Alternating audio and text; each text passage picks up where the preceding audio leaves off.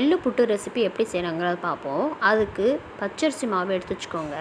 அதில் கொஞ்சம் கொஞ்சமாக தண்ணி சேர்த்து இந்த பதத்துக்கு நல்லா மிக்ஸ் பண்ணி வச்சுக்கோங்க. தண்ணியில் கொஞ்சமாக உப்பு ஆட் பண்ணிக்கோங்க. இட்லி பாத்திரத்தில் இப்போ தண்ணி ஊற்றி வச்சுக்கோங்க. சைட் பை சைடாக வெள்ளை எள்ளை நல்லா வறுத்து எடுத்து வச்சுக்கோங்க. அந்த நல்லா அது வெடிக்கிற பதத்துக்கு இருந்தால் போதும். அந்த பதத்தை வறுத்து எடுத்து வச்சுக்கோங்க. இது ஆறட்டும். இப்போ இட்லி பாத்திரத்தை தண்ணி ஊற்றி வச்சுருந்தோம் இல்லையா, அதில் அந்த மிக்ஸ் பண்ணி வச்சுருந்த மாவை வச்சு ஒரு 10 மினிட்ஸ் வேக விட்டு எடுத்துக்கலாம். வெல்லத்தை நல்லா தட்டி எடுத்து வச்சுக்கோங்க. இப்போ நம்ம வறுத்து வச்சுருந்த எள்ளை மிக்ஸி ஜாருக்கு சேர்த்து ஃபைன் பவுடராக அரைச்சி எடுத்து வச்சுக்கோங்க. இதோடவே நம்ம தட்டி வச்சுருந்த வெல்லத்தையும் சேர்த்து நல்லா மிக்ஸ் பண்ணி மிக்ஸி ஜாரில் சேர்த்து இன்னொரு தடவை கிரைண்ட் பண்ணி எடுத்துக்கோங்க. இது ஒரு சைடில் இருக்கட்டும்.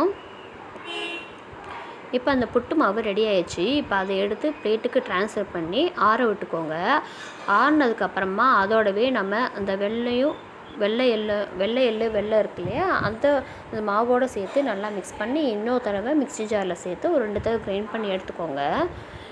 இது நல்லா உருண்டை பிடிக்கிற பதத்துக்கு இருந்தால் போதும். அதனால் மிக்ஸ் பண்ணி வச்சுக்கிட்டு உங்களுக்கு எந்த சைஸில் வேணுமோ அந்த சைஸில் உருண்டை பிடிச்சி வச்சுக்கோங்க. ஹெல்த்தியாக எள்ளு புட்டு ரெசிபி ரெடி ஆயிடுச்சு. இதை கண்டிப்பாக ட்ரை பண்ணி பார்த்துட்டு எப்படி இருக்குன்னு கமெண்ட் பண்ணுங்கள். தேங்க்யூ.